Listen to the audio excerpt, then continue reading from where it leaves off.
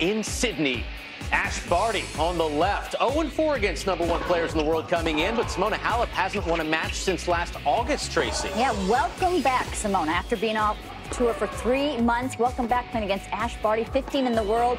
Ash came out with a clear game plan, really mix it up, use that slice so effectively, try to get Simona out of rhythm. And the difference in this match, I think, Ash had lost to Simona twice last summer, both in straight sets, was that Barty came out with confidence. She really thought that she could win this match. Simona, I must say, a little rusty. That's a long time to be out. She didn't actually touch a tennis racket for 6 weeks because that herniated disc that was problematic in the fall.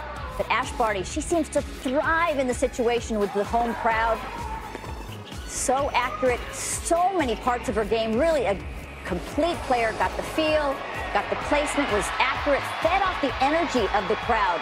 Stoser, we remember, she feels so much pressure when she's playing in Australia.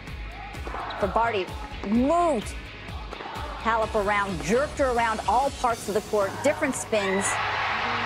Love that reaction. She believed. Ashleigh Barty fired up, gets the win. First time over a world #1. Let's hear from the Aussie.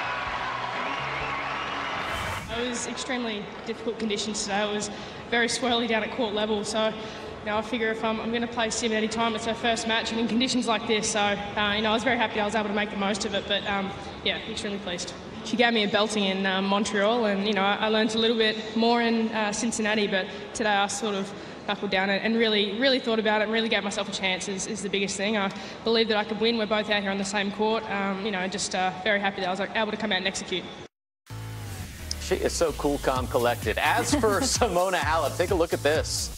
On a 5-match losing streak, yet she's the #1 player in the world. Yeah, Kiki Bertens in that Cincinnati final, she actually had a match point. Kaya Kanepi was on fire first round at the U.S. Open. And then the back started really bothering her, had to retire after the first set in Beijing. And then out for 3 months, as she said. And Simona needed that time to heal that herniated disc.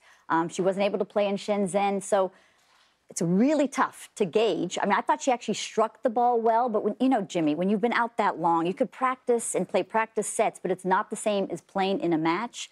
First match up against Ashleigh Barty, who played Hopman Cup, finished the year winning Zhuhai at the end of last year, kind of on a high right now. That's a tough first match back. No question. Sydney's draw for the women is unbelievably tough. Every match is really difficult. If Halep wanted a lot of matches before Australia, before the Australian Open, Sydney was probably not the best choice. She probably should have gone to Hobart, which is a little bit weaker. Having said that, she did look fairly good in this match. It wasn't horrible tennis from her.